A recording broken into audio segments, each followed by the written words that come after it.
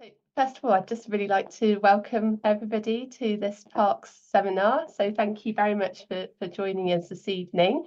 It's my pleasure to introduce Shana Scheinfeld, who is with us this evening. I'll just say a little bit about Shana. So Shana is Assistant Professor of Religion at Augsburg University in the US.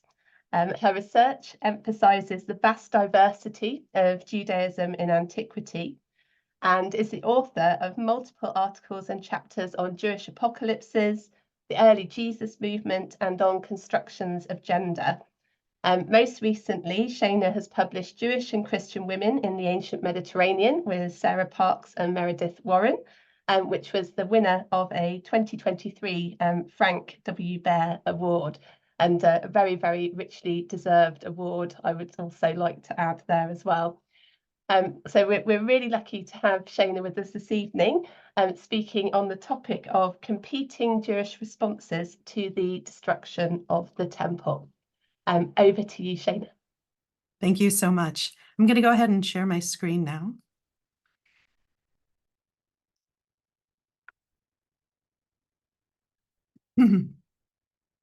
Are we good?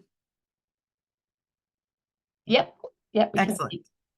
Great. Thank you so much. So I'm so pleased to be present giving a talk for the Parks Institute, whose very mission is near to my heart. I'm grateful for the invitation and the work done by Helen Sperling and Claire Lafaux, who initially reached out almost 2 years ago now in September of 2022, as well as Neil Gregor, Katie Power, and all others at the Parks Institute who have been involved behind the scenes. So thank you very much for having me. So all ancient Mediterranean religion was temple religion. Any destruction of any temple had implications for the locals, whether it occurred by war or by weather. Certainly, the deity's disposition toward the city, and therefore the city's safety and well-being that proper temple cult ensured, was immediately thrown into code red status. Alternatively, and just as dangerously, the deity's power in relation to other gods could be waning or insufficient. But on a practical level, almost everything else was disrupted too. Trade, food security, access to meat, social networking, daily news, healthcare, the local job banks of sorts, all of this was in disarray with the destruction of a temple. Because temples were region-based, that is, your temple of allegiance was whichever one you lived nearest, a temple's loss was a whole region's threat. However, the vast majority of Jews, with some exceptions, had a quirk with regards to temples. They had one dominant temple in Jerusalem, and at least 3 times a year were encouraged to make pilgrimage to it from wherever they lived, no matter how far afield. Their one God dwelt in that fixed location, and their allegiances were not supposed to shift, even if their geography did. Therefore, while the loss of the Second Temple in Jerusalem was already as psychologically, economically, and socially devastating as the loss of any ancient temple is, it was in some ways much worse for the Jews because of its unique centrality. There's no question that the destruction of this particular ancient Mediterranean temple affects the world to this day. But my talk today is about how it affected people at the time. In particular, in what ways did some Jews respond to the destruction of their temple? Our sources for this question are sparse, problematic, and often overshadowed by other concerns, ancient and modern. However, it is my sense that the loss of the temple, while earth-shattering, was also an opportunity for some Jews to show resilience, creativity, and continuity in the face of change through their response with how to cope with the destruction of the temple and its theological implications. Judea in the first century was marked by pockets of discontent with Roman imperial rule, resentment toward upper-class Jews who benefited from collaboration with Roman authority, poor leadership, threat of violation and actual violation of Jewish law, unfairly high taxes that funded violent Roman expansion and egregious excesses of the elite, constant food insecurity, and brutal capital punishments, all of which affected the lower classes acutely. It is clear from a variety of sources that this situation created an atmosphere where many Jews hoped to be freed of Roman rule. The recent Jewish political sovereignty that was lost to the Herodian client monarchs would have remained fresh in some people's minds. The decades between the death of Herod the Great in 4 BCE and to the first Jewish revolt, which began in 66 CE, saw repeated protests, which more often than not turned violent, which was often followed by suppression by the Romans, including often capital punishment. It is in this tense socio-political context that the first Jewish revolt against Rome took place. So in 66 CE, Jews had taken up arms against their Roman oppressors. By the year 69, Jerusalem was under siege. In 70, the Romans attacked, killing many of the inhabitants, setting fire to the city, and most memorably destroying the Second Jewish Temple. With this move, Rome won the war, although it took another 2 years for the legions to root out pockets of resistance in the Judean desert, while other Jews escaped to nearby lands, including Egypt and Parthia. Virtually all of this we know from the Jewish historian Josephus, who not only reported on the events, but also participated in the revolt before his own capture, enslavement, and emancipation, following which he wrote his works. These are the texts that we use to tell us about these events, but he wrote them under the patronage of the Roman Emperor Titus. So there was probably some issues with who he was concerned with. Was he concerned with how Titus reacted to what he wrote, or was he trying to be honest about what he thought of the events? While Josephus definitely paints the Roman victory as inevitable, arguing with diplomatic savvy, given this awkward position that he was in, that in this fight, the Jewish God was on the side of the Romans, the end result was not a foregone conclusion, as Simcha Gross has recently argued. Both Jews and Romans thought there might be a real possibility of Jewish success. Even with the destruction of the temple, we know that some Jews had not given up hope that they would overthrow Roman rule, since some 60 years later, Jews in Judea once again rebelled against the Romans in what has become known as the Bar Kokhba revolt. We'll talk a little bit about that today. Sources from the interbellum period, the period between these two wars, are limited and present their own unique challenges, from Josephus's own commitment to Roman patronage to a seeming silence from the Jewish movement that became known as Christianity, from apocalypses that are difficult to use for historical reconstruction to the limited material evidence from the Judean desert and the late textual evidence from the Bar Kokhba revolt. This evidence does not paint a clear picture of life for post-destruction Jews, and scholars disagree on just how catastrophic the destruction was for Jewish life. Some scholars, like Seth Schwartz, for him, Judaism was shattered after the destruction of the temple. Schwartz writes that the destruction of the temple was thus not just the destruction of a building or even the destruction of a religious center. It destroyed the amateur that had held an entire society in place. Other scholars, including myself, see both disruption to Jewish life as well as continuity. While our knowledge is limited by what has been preserved, the evidence we do have highlights just how diverse the responses were to the destruction of the Second Temple. In this talk, I will start out presenting a traditional narrative of origin for Rabbinic Judaism, which claims that Judaism continued without break from the Second Temple to the Rabbinic periods, a clearly mythological etiology for the burgeoning authority of the rabbis. Next, I will use 2 case studies to explore 2 distinct responses to the destruction. First, we will look at the Syriac apocalypse of Baruch, also known as Second Baruch, one of several apocalypses written by Jews during the interbellum period. I argue that this text encouraged nonviolent reactions to the destruction of the Second Temple by focusing instead on imminent eschatological salvation, that is, salvation at the end times, which will happen soon. The apocalypse argues that Jews could attain this salvation through renewed observance to the Torah. The text de-emphasizes engagement with the enemies of Israel and promise that they would be accorded divine punishment during the end times. Second, and on the other end of the spectrum of responses, is the evidence from the Bar Kokhba revolt, which encouraged a militaristic response against the Romans. In this case, observance of Torah, too, was emphasized, suggesting divine approval of armed rebellion. These case studies, while presenting two very different responses to the destruction of the temple in 70, highlight the variegated responses and some of the many ways that Jews responded to the situation. Before we jump in, however, let's look at a timeline of the events I'll be discussing today.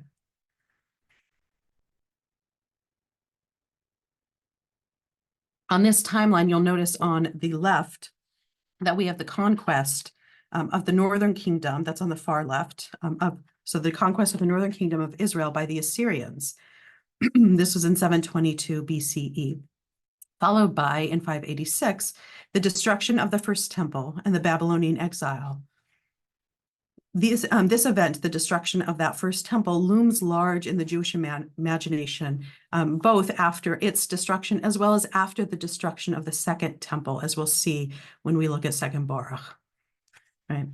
So the destruction of the first temple, what happens there and what happens after, becomes a model for this type of event, having happened before, right? And therefore helps inform what one might expect, what happens, or what's to happen when it happens again in 70 CE. Right. So what happens in 586 is the Babylonians destroy the first temple. Many, usually elite Jews, are exiled. And 70 years later, those Jews are able to return from exile to Judea and rebuild the temple. In the middle of this timeline, you'll note the date we've already talked about, the destruction of the second temple in 70 CE. Scholars think that about 30 years later, the text known as Second Baruch, which is one that we'll be looking at, was written. In approximately 115 to 117, Jews led or participated in several diaspora revolts. And then we have the Bar Kokhba revolt. That's the other main thing we're talking about today, which was the last Jewish revolt against Rome. This happened in Judea in 132 to 135. Finally, as we'll be turning shortly to some rabbinic texts, note that the rabbinic period began approximately around 200 CE, although the texts we'll be looking at are considerably later. I'll return to this timeline a few times throughout the talk just to kind of make sure we know where we are. So let's begin with a story. It's a story that shows how the transformation from the destruction of the temple to rabbinic Judaism is traditionally understood. According to rabbinic texts, it was Rabbi Yochanan ben Zakkai who saved Judaism and led the remaining Jews after the destruction of the temple. According to this account, in 69 CE, Rabbi Yochanan was stuck in Jerusalem. He was unable to leave, both because of the siege and also because of internal enemies, Jews who were working against him. So he planned a way to foil both. First, he feigned illness. He even kept a piece of putrid meat in his bed so he would smell like a rotting corpse in order to fool anybody who stopped by to check on him. Then he and his students pretended that he had died, and since the holiness of Jerusalem dictated that bodies were buried outside city limits, his students were able to take him out of the city in a sealed coffin. Rabbi Yochanan escaped from the coffin and made his way to the Roman military leader, Vespasian, where he prophesied Vespasian's ascension as emperor. Vespasian didn't believe the rabbi until he himself heard the news from Rome that he would indeed be made emperor. Vespasian then granted Rabbi Yochanan a reward. For his reward, he asked that many of the sages in Jerusalem be allowed to peacefully leave the besieged city, where they would travel to a city called Yavna, and establish a school. From this, the tradition goes, rose the rabbinic academies that preserved and propelled Judaism after the destruction of the temple in Jerusalem. So this story constructs a narrative of continuity from Judaism in the Second Temple period to Judaism in the rabbinic period. It reinforces the perpetuation of the correct knowledge through the rabbis who taught their students in their academies, beginning in Yavna and spreading out into the diaspora. Of course, the story is also a myth. Rabbinic scholarship has suggested the opposite of what is portrayed in this story about Rabbi Yochanan, that the rabbis were a minority voice within Judaism until at least the 6th century CE, and their writings about this period during and after the first Jewish revolt were curated to reflect an ideal of what should have been rather than necessarily what actually was. A prescriptive rather than descriptive approach quite common in history writing in antiquity. In this example of responses to the destruction of the temple, then, the rabbis become the conduit of continuity between Jewish communities who existed before the destruction of the Second Temple and those after. There is no real disruption because Rabbi Yochanan, and by extension all rabbinic authority, has paved the way for a Judaism that exists with the blessing of the Roman Empire and with God's favor.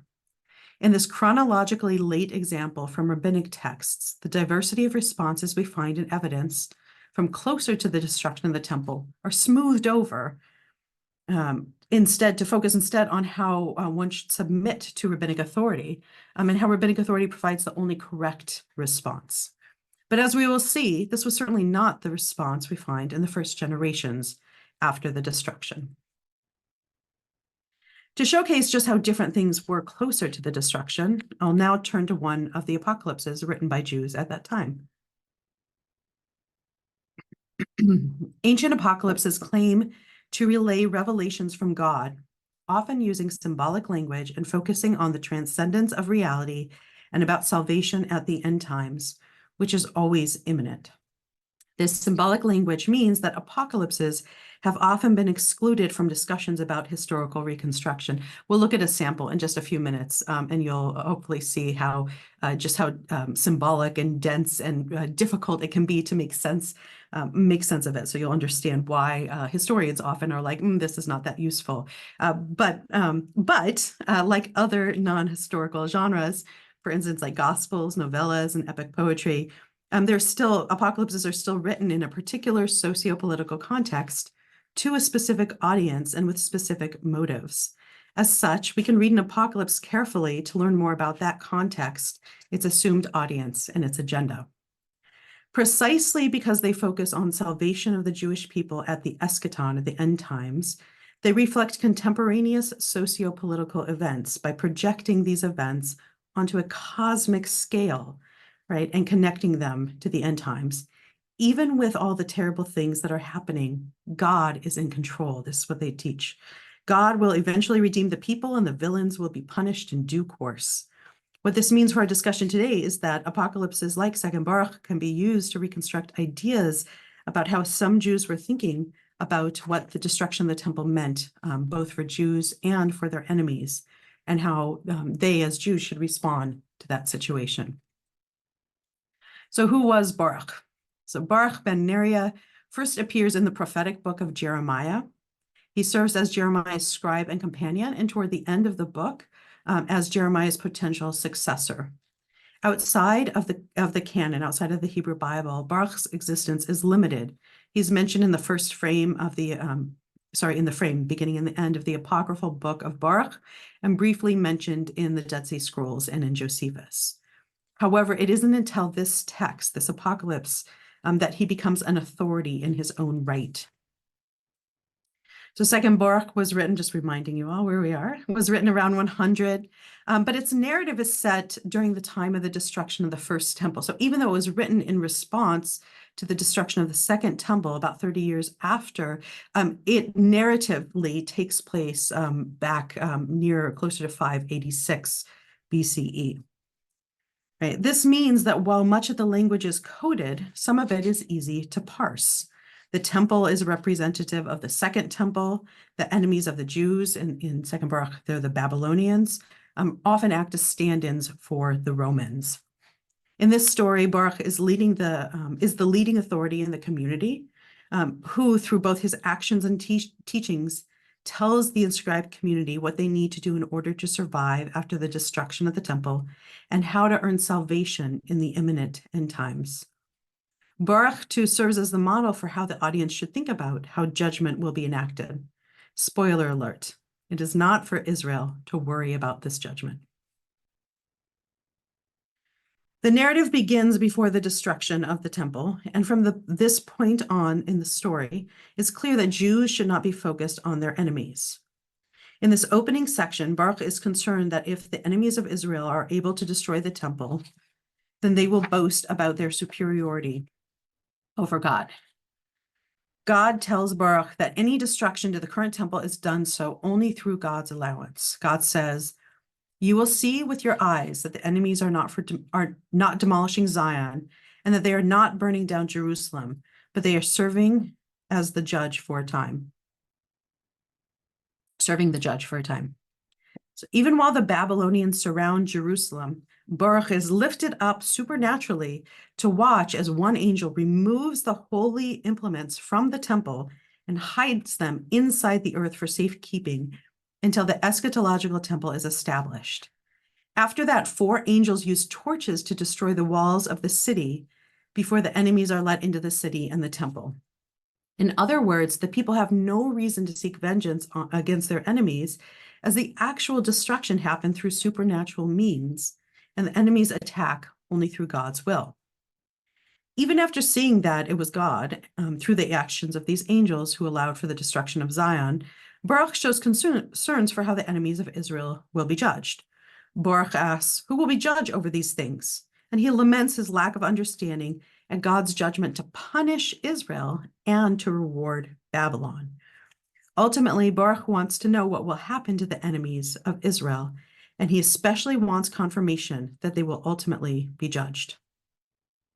God indeed promises that the enemies will be punished, but that punishment will come through divine means, so divine and not human.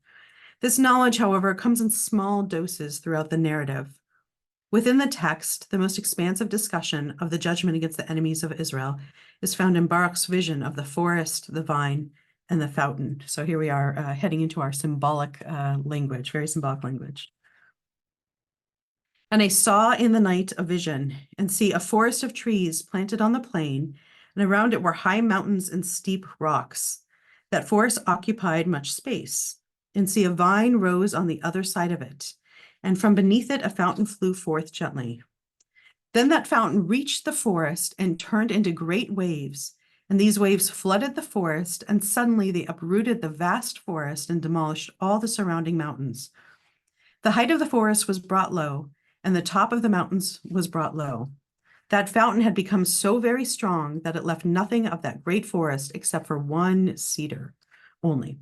And when it had also cast down that one down, and had destroyed and uprooted that vast forest, so that nothing of it was left, and not even its place was recognizable, then that vine came with the fountain silently and very quietly, and it came to a certain place that was not far from the cedar.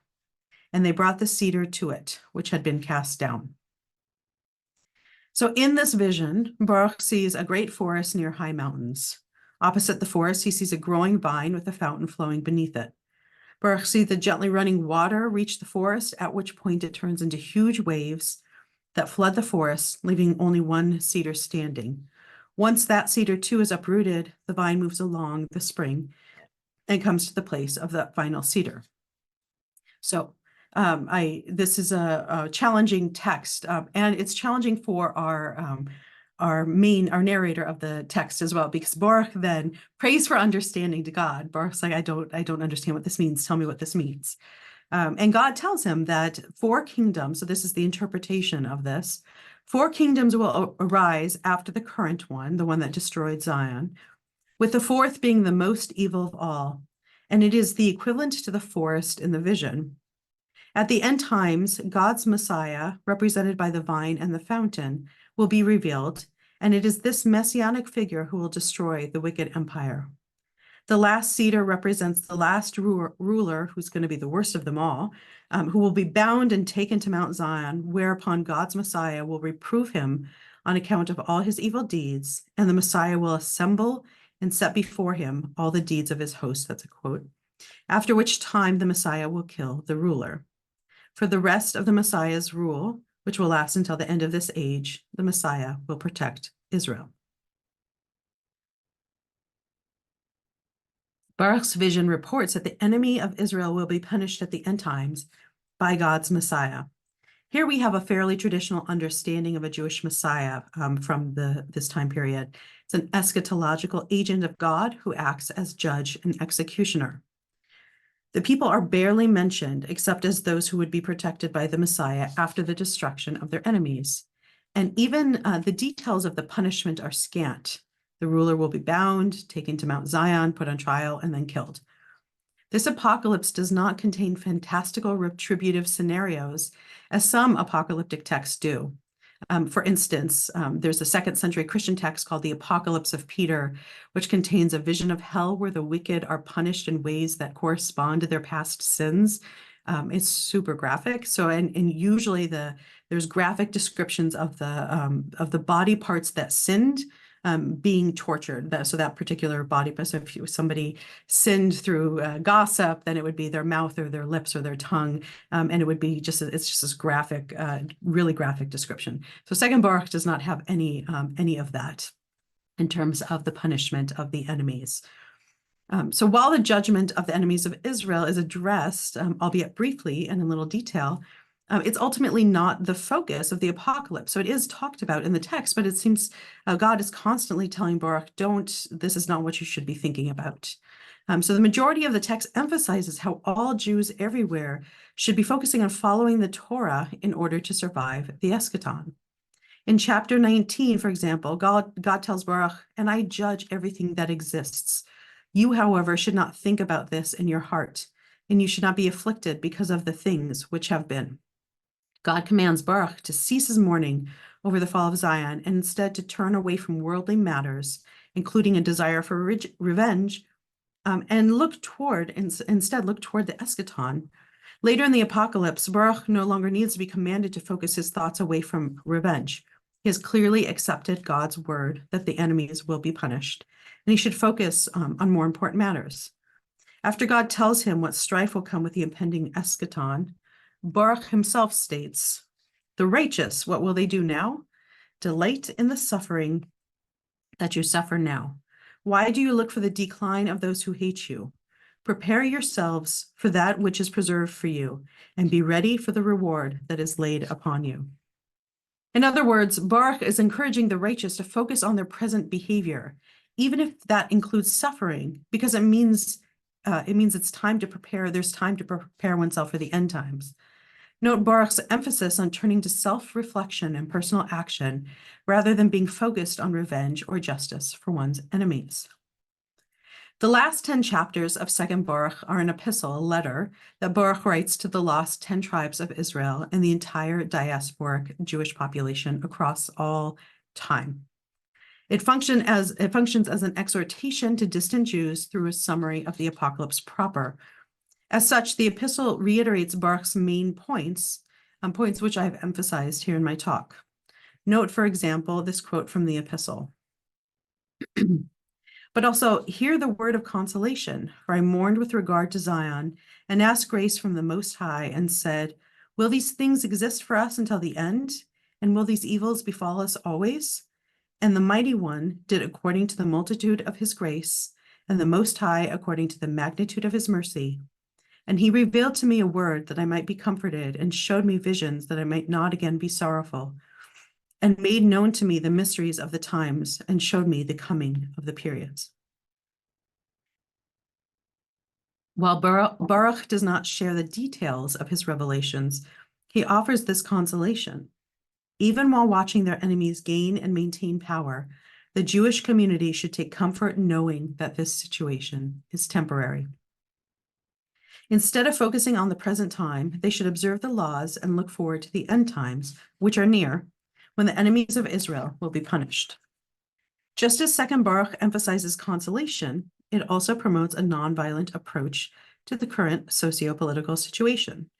God is telling Baruch, and through him the Jewish community, as well as the implied audience, to turn away from armed revenge and instead reflect upon what needs to be done to prepare for the end times. The enemies of the Jews will be punished, but it will be done through the divine will in the form of a Messiah. In the meantime, Jews should observe God's laws and await the eschaton. The text then promotes a Torah-observant and non-violent approach to the current socio-political situation. This approach may best be considered by situating it after the destruction of the Second Temple and in the midst of what will be the interbellum period, as tensions continue to rise and Jews consider how best to respond to the political situation. Should they keep their heads down and hope for the best, or should they fight? What response might God endorse? Second Baruch offers one approach, a kind of reboot. By claiming the authority of Baruch, scribe of the prophet Jeremiah, the narrative shifts to the destruction of the first temple, where even the devastation of the destruction and the exile, even with the devastation of the destruction and the exile, God brings the Israelites home to the land to rebuild the temple without the people having to fight. This means that the audience of Second Baruch might be convinced that despite the horror of the current events, God will indeed save.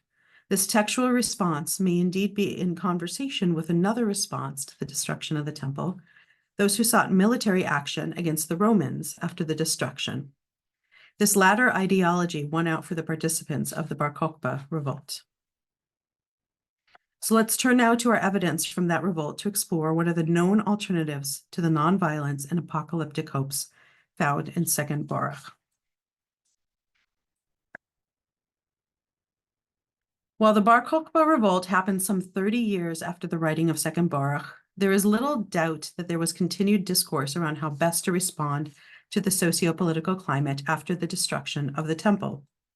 After the first revolt, the Romans levied a new tax on Jews.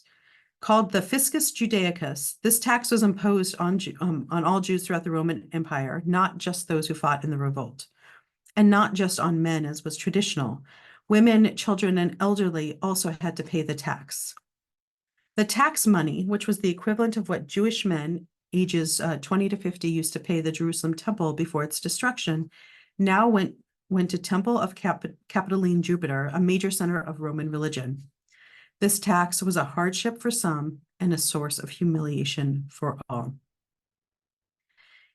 In 115 to 117 approximately, in what is often called the Kitos War, there were multiple revolts against Roman rule in various locations in the diaspora in which Jews either led or participated.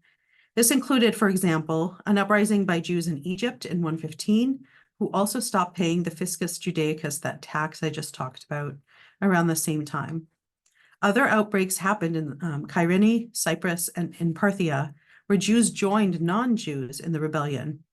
These events, while diverse and complex, highlight the continued discourse around Jewish oppression under Roman rule after the destruction of the temple.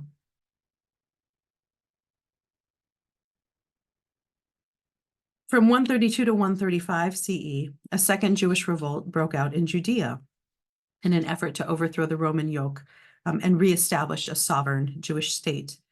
The reasons for the outbreak of the revolt are unclear and likely complex, but they seem to have been precipitated by the Emperor Hadrian's announcement that Jerusalem would now be called a pagan, or would now be named a pagan city called Aelia Capitolina, and that a new temple to Jupiter would be built on top of the ruins of the Jerusalem temple. What we will consider today from the Bar Kokhba revolt are two main points. First, its choice to employ violent means to overcome its enemies. In this case, we will look specifically at the revolt's known effects on Rome. The second point we will consider is the emphasis on correct Torah observance, as enforced by the revolt's leader. When the evidence from the Bar Kokhba revolt is laid beside Second Baruch's message of nonviolence and of preparing oneself for the imminent eschaton, the Bar Kokhba revolt's militaristic response shows that many did not support the pacifist message of Second Baruch, although both seem to place a large emphasis on Torah observance. The Bar Kokhba revolt was led by Shimon Bar Kosiba, more commonly known as Bar Kokhba. The evidence of the revolt is extant in both material and literary form.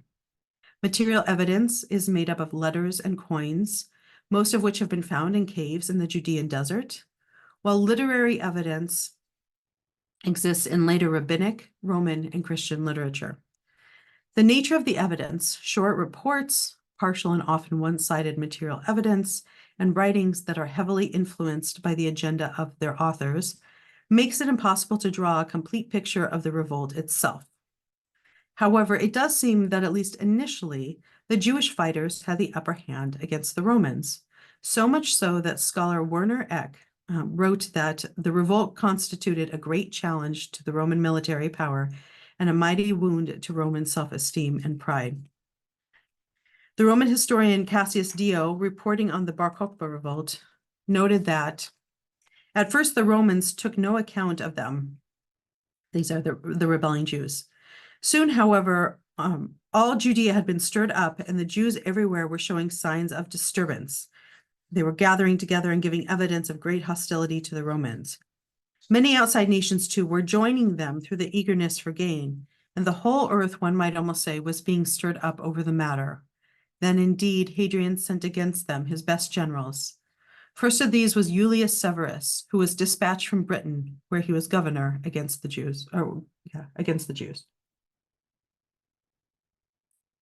The revolt initially did not attract too much attention. But once it was clear that it was growing and that they were being militarily successful, the Emperor Hadrian gathered his best generals to subdue the revolt, including one Julius Severus. Eck notes that the transfer of Julius Severus from Britain to Judea highlights just how dire the circumstances were. The Emperor Hadrian pulled a very important general from a place where his command was needed, and did so without following the proper chain of command. Not only that, but you'll note the plural in the quote. Hadrian sent generals. Julius Severus was only one that was the only one that Cassius Dio thought was worth mentioning by name. Egg notes that this pulling of high-ranking generals without following proper order highlights just how much of an emergency this situation was. The excerpt from Dio continues. Through slow and careful military planning, Severus and those under him were able to catch small groups of Jews at a time and shut them up to starve them. Dio's report continues that 50 of their most important outposts and 985 of their most famous villages were razed, and that 580,000 men were killed, while the number killed by famine, disease, and fire were unknown.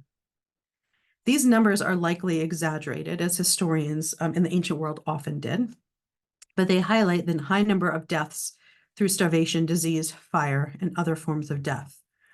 But it wasn't only the Jewish rebels who suffered. A great many Romans also died. Dio notes that in a letter that Hadrian wrote to the Senate, he failed to use the common opening phrase. Oh, no, it's at the bottom of this slide. If you and your children are in good health, it is well. I and the legions are in good health. So he left this out, even though he had normally included it in his letters to the Senate. This highlighted that indeed the legions are suffering from great losses in the revolt. The evidence from the Roman side, albeit limited in scope, suggests that the Bar Kokhba revolt was indeed, at least initially, a huge military threat, and that there may have been some sense, at least in the beginning, that the revolt could be successful. Violence undertaken against the Roman enemies, in this case, seemed at least initially to be a successful act of retribution, especially if the rebels could capture Jerusalem and rebuild the temple. What better fuel could the rebels need to keep fighting than the promise of that redemption, and soon?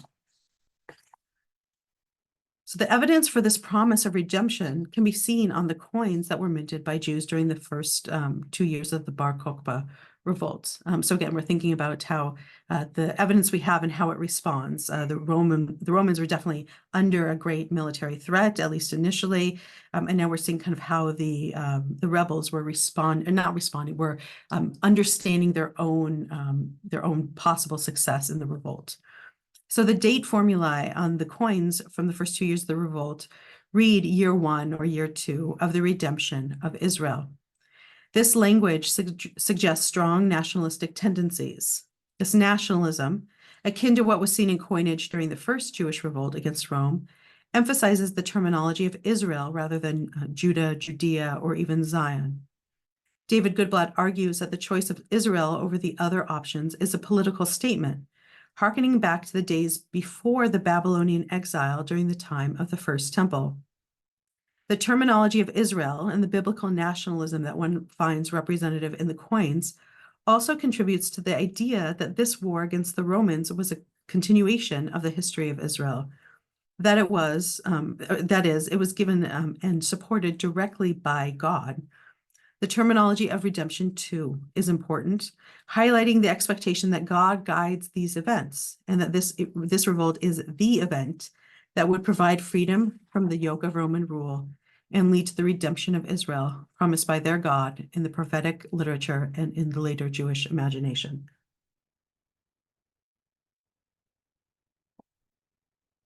With the promise of redemption and the understanding that God was guiding their actions, there was very little hesitation to engage in violence against the Romans in order to punish them and to work toward their goal of Jewish self-rule under God. This is quite unlike the message taught by Baruch, which was to focus on observing Torah and to await the imminent eschaton, where God's Messiah will punish the enemies of Israel.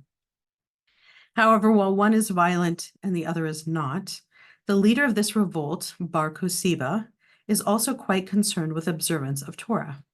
We find evidence of this concern in some of the letters that Bar Kosiba wrote to his followers. The letters from the Bar Kokhba revolt were found in caves in the Judean desert between 1950 and 1965. The letters are extant in Aramaic, Hebrew, and Greek. Of the approximately 26 found, 25 were sent by Bar Kosiba or his scribes and lieutenants to subordinates in the revolt. The letters follow typical Hellenistic epistolary form, that is, that regardless of whatever language they were written in, they followed standard letter writing convention used throughout the Hellenistic world during this time period. The actual scribe for the letters is often different from the sender, as was common practice in the Hellenistic world. Shimon Bar Kosiba, it seems, did not write his own letters. He employed scribes to do so. Second Baruch was concerned with exhorting the audience to keep the Torah, although it was largely unspecific as to what exactly is meant by Torah observance. The extant letters sent by Bar Kosiba also highlighted concern with Torah observance. These letters are not broad constructions, however, as we find in Second Baruch, but instead focus on minute matters predominantly related to Jewish holiday observance and discipline. Among Jewish holidays, the Sabbath and the holiday of Sukkot, which is also known as the Feast of Tabernacles or the Festival of Booths, both make appearances in the letters. I'll give one example of each today. The first highlights Bar Kosiba's concern for the correct observance of Sukkot. Shimon to Yehuda, son of Menashe, at Kiryat Arbayah. I have delivered to you 2 donkeys in order that you dispatch along with them 2 men to Yehonatan, son of Bayan, and to Masabala, in order that they may pack up and deliver to the camp to you palm branches and citrons. And you are to send additional persons from your place and let them bring you myrtle branches and willows and prepare them and deliver them to the camp because the population is large. Farewell. So we're focusing here on the text that I've highlighted for you, underlined and bolded on the screen. As reported in the missive, accompanying the letter were 2 donkeys, which were to be used for the transportation of palm branches and citrons, 2 of the 4 species used in the ritual observance of the holiday of Sukkot. According to the commands in the letter, the donkeys were to carry the 2 species from Ein Gedi to Bar Kosiba's camp. In addition, Bar Kosiba informs the addressee that he is to send additional people from his camp with the remaining 2 species, that is, the myrtle branches and willow. Observance of the holiday of Sukkot would be incomplete without these species. It is interesting to note that this holiday is one of the 3 pilgrimage holidays in the Jewish calendar. So this is when Jews would make their way to Jerusalem in order to celebrate communally at the Jewish temple. Despite the fact that the temple was no longer standing and had not been standing for over 60 years, Bar Kosiba and his followers still celebrated the holiday. In fact, they were celebrating it while they were engaged in active revolt against the Romans and sought to enact proper ritual observance with the acquisition of the palm branches, citrons, myrtle branches, and willow. Another letter preserves Bar Kosiba's concern for Sabbath observance, where he demands that one Eleazar, son of Ketah, be delivered to him before the Sabbath. Let's consider specifically, I won't read the whole thing, but we'll look specifically at lines 4 through 6. He writes, you are to deliver to me Eleazar, son of Ketah, immediately before the Sabbath. And again, there's other really interesting things in this letter, but we're not going to focus on those today. So this letter has traditionally been interpreted to express Bar Kosiba's concern for Sabbath observance, both his own and that of his followers. However, there are additional interpretations we need to consider. First, is Bar Kosiba simply in a hurry to have Eleazar with him? If so, then the phrase "before the Sabbath" is a slip that informs historians of the importance of the Sabbath, at least in terms of dating the weekday, right? It might be equivalent to us saying something like, I don't know, return those books to me before the weekend or something like that, right? It is possible that this phrase does not definitively mean that Bar Kosiba and his followers observe the Sabbath, but simply that the Sabbath was used as a weekly calendrical marker. This interpretation, that the reference to the Sabbath is only a calendrical feature, is unlikely, however, based on other documents found in the Judean desert. B.M. Schreiber has shown that in the 21 documents found in the Judean desert caves, which used the Roman calendar, none of them were prepared on the Sabbath. According to Schreiber, it is statistically more likely that there was a reason there were no extant documents dated to the Sabbath, that is, because of Sabbath observance, than that the documents analyzed just happened to not contain that particular date. This indication of lack of legal documents prepared on the Sabbath makes it unlikely that the mention of the Sabbath in this letter is just being used for calendrical purposes. Bar Kosiba's demand seems to be at least partially a concern for not breaking the Sabbath, but may also indicate to his generals that they should hurry to follow his orders. While the nature of the evidence is limited, based on what we have, Bar Kosiba's concerns with correct observance of the festival of Sukkot and of the Sabbath show that, despite being in the midst of a dangerous rebellion against the Romans, Bar Kosiba and his followers prioritized Jewish religious observance. Like the teachings found in 2nd Baruch, for Bar Kokhba and his followers, observance of God's Torah is essential to redemption. If you ask me to sum up ancient Judaism using a single word, the word I would probably choose is diverse.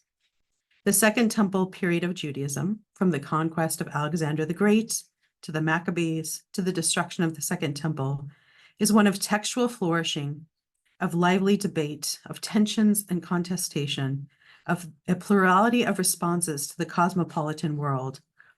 Scholars pore over the vast bounty of literature produced in these centuries: Hellenistic literature, the Apocrypha, the Pseudepigrapha, the Septuagint, and the Dead Sea Scrolls, just to name some. And we speak about the treasure trove of evidence that has been ignored for centuries due to the dominance of the canon of the Hebrew Bible and New Testament.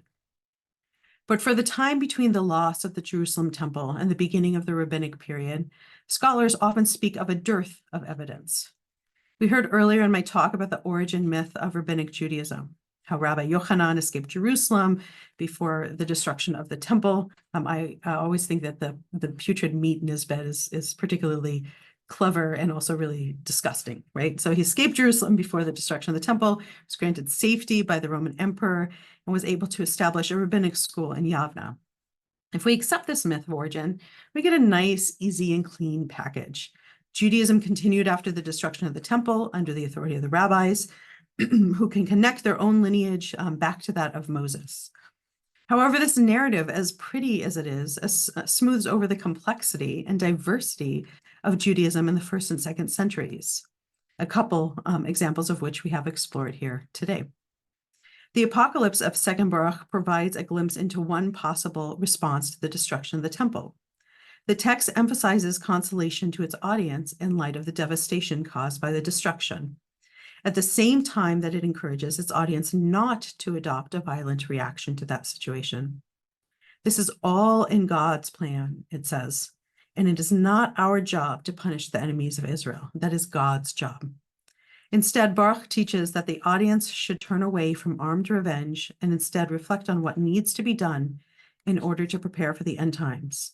Most importantly, to observe the Torah with care. 2nd Baruch's teaching of nonviolence and patience may have been the less popular response to the destruction, considering the devastation wrought by the Bar Kokhba revolt, and even before that, the revolt in the diaspora around 115 to 117. The evidence from the Roman side of the Bar Kokhba revolt highlights just how damaging it was. Several generals had to be called in from different provinces. skipping the standard bureaucracy and without concern for proper channels and honors. The damage to the Romans was so much that Emperor Hadrian even left out his standard reply about the well-being of the legions and himself when writing to the Senate. The damage was not just for the Romans, however, as once they had reinforcements, they devastated the rebels and ended the revolt. Even while their responses were so different, both the author of Second Baruch and the leader of the Bar Kokhba revolt emphasized Torah observance and highlighted continuity with the land and the people Israel since the time before the destruction of the first temple.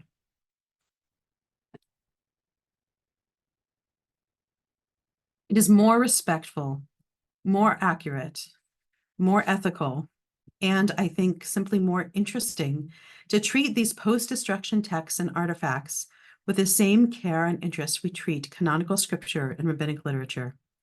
When I approach the evidence of these so-called lost years in response to the loss of the temple, I see a spectrum of responses that wrestle differently but savvily with urgent questions.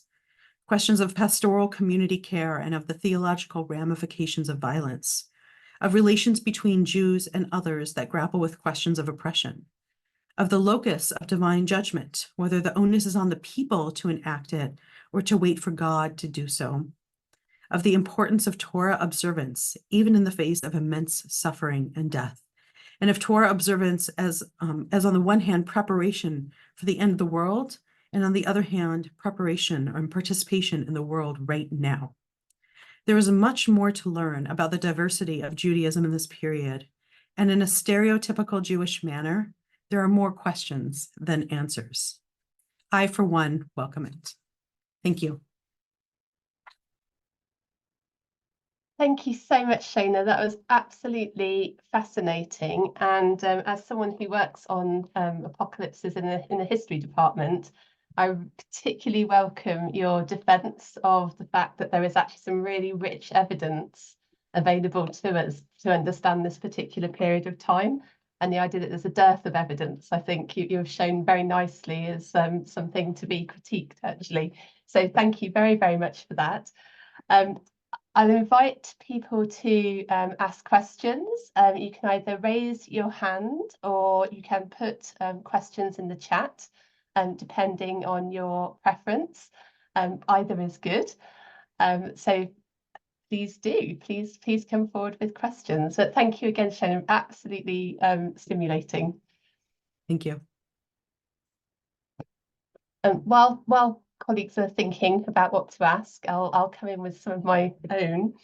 I think the point about diversity is obviously the sort of backbone of your argument and really key to understanding this period better. You mentioned Josephus, and I wonder if you could say how Josephus fits in, because he has this interesting position, also having not being an apocalyptic text, but having sort of mentioning the four kingdoms and so on himself. I wonder if you could say a little bit about that. Yeah, Josephus is hard. Really, I mean, exciting to work with, but really difficult because of his, he's a Jew that, fought against the Romans and then was captured and enslaved by them, and then emancipated, and now is being basically supported, financially supported, to write about kind of his experience, history of the Jews, the war, the Jewish war.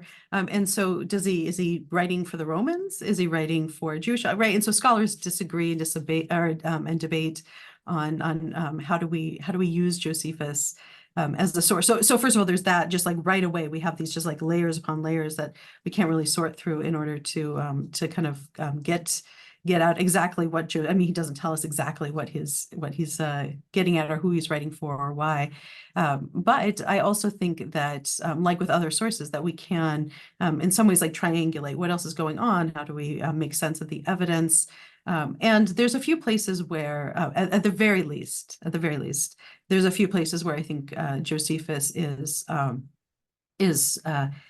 like hinting toward the fact that he isn't all gung-ho Romans, even after the fact. And I can't recall the citation right now, but there's this one place where he mentions the four kingdoms and mentions the first one and then stops, right? He's like basically like, you can figure out the rest, because the rest, if according to kind of Judaism at the time, would end with the Romans being the wicked ones, right? And so he doesn't say it, but he does say something, and so that kind of suggests that maybe, you know, he's not full into kind of only Romanness and not Jewishness. Yeah, thank you. I realise that is a tricky question, because there's lots of different views on that one. Yeah. I'm also really interested in thinking again about diversity around the Bar Kokhba revolt.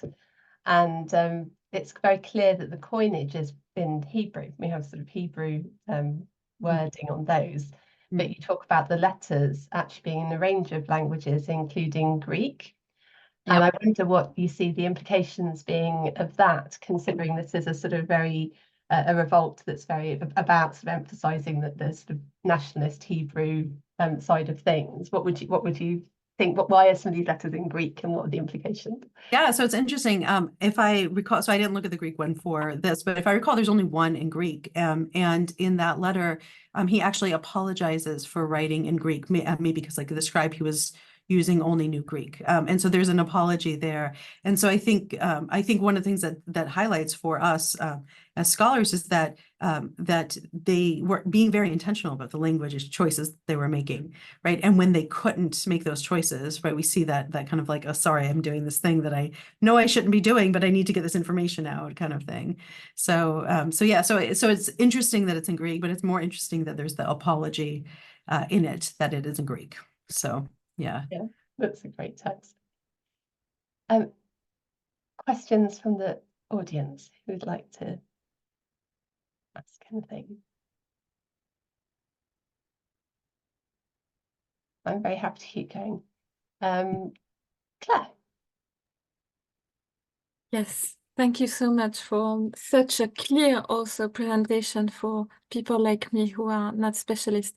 And I'm sorry for the non-specialist question, but my question is about this diversity of responses and the time frame, because in a way there are several generations that separate Baruch and Bar Kokhba and the destruction of the temple. So could this diversity of responses actually be explained by the time, the difference of generations, events that happen?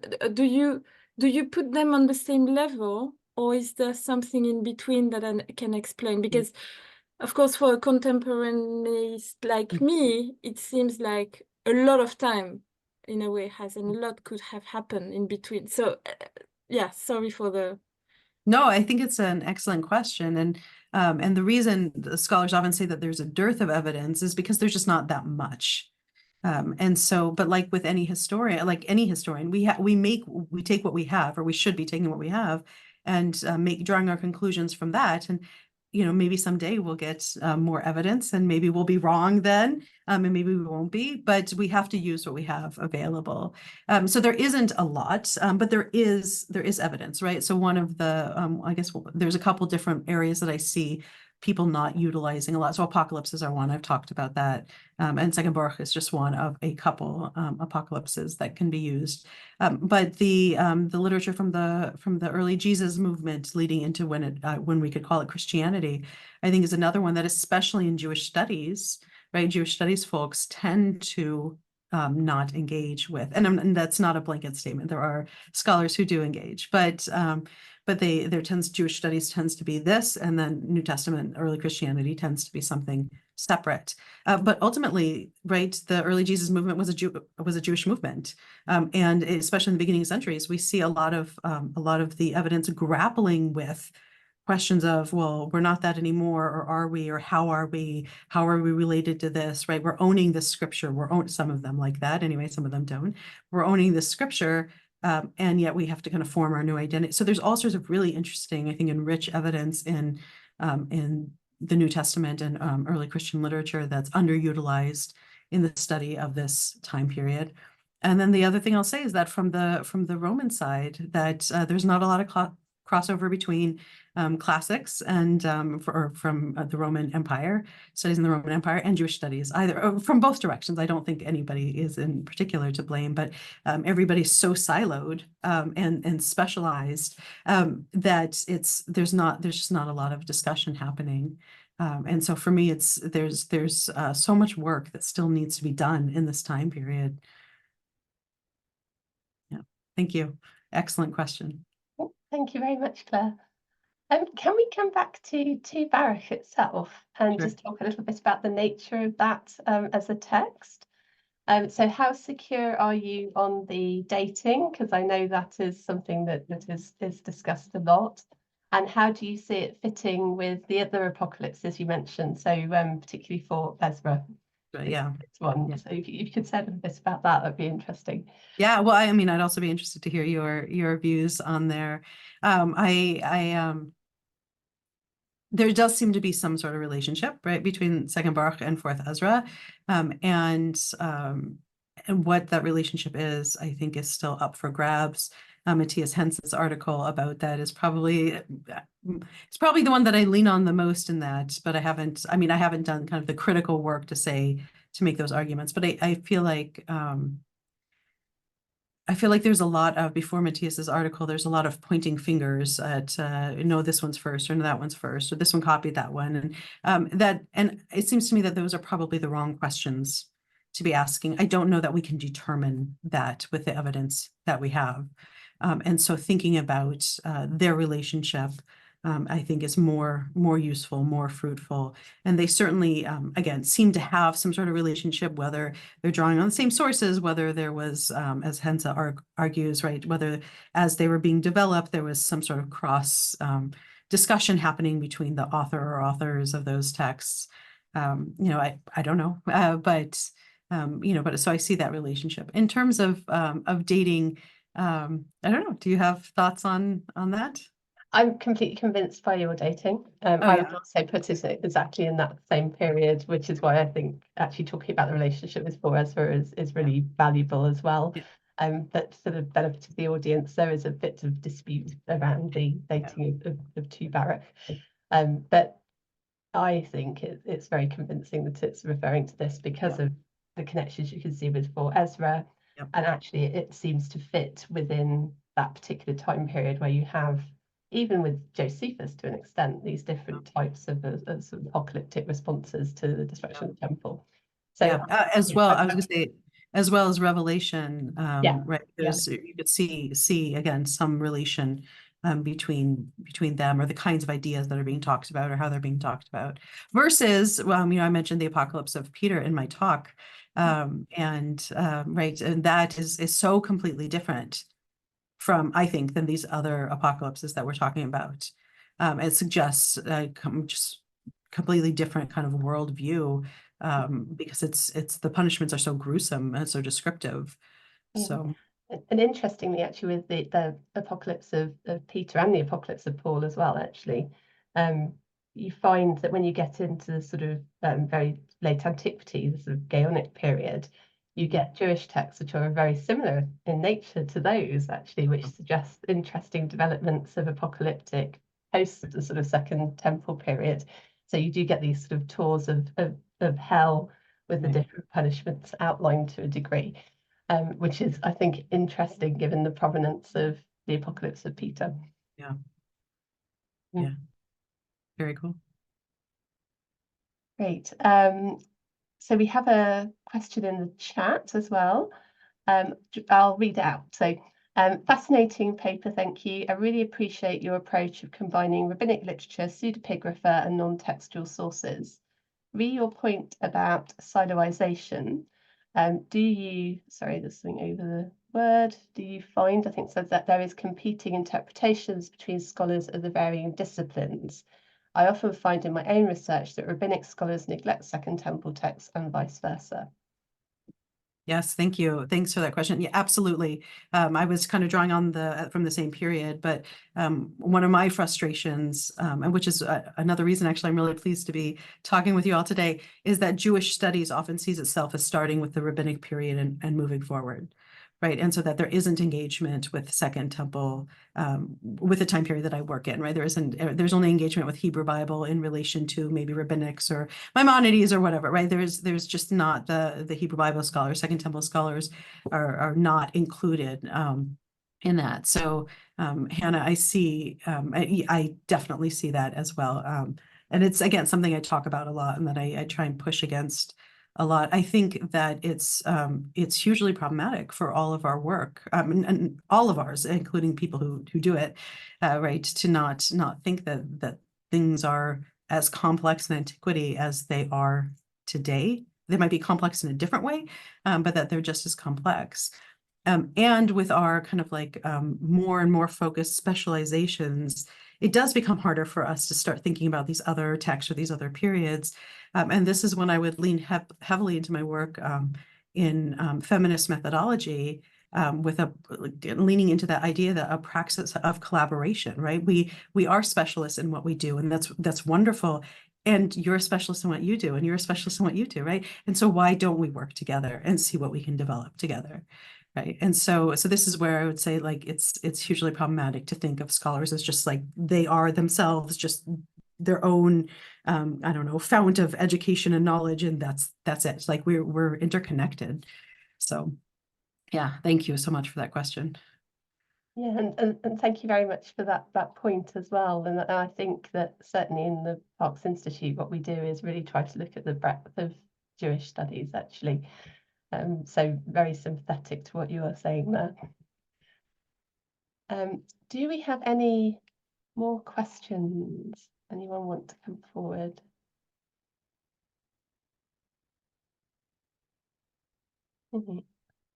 I think then if there are no more questions for Shana, we could draw the session to a close. But I really just want to underscore again how important the messages are that Shana has been sharing with us this evening about the diversity that you can see within Second Temple Judaism and just after the destruction of the temple, and the importance of that collaboration across different scholarly specialisms. I think that makes all of our work a lot richer.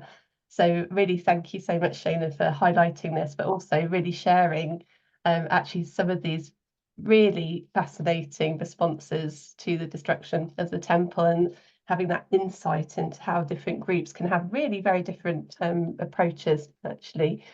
So yeah, huge thanks to you. Thank you very much to everybody for being here to listen and participate. Thank you very much. Thank you so much. Yeah, have a good evening.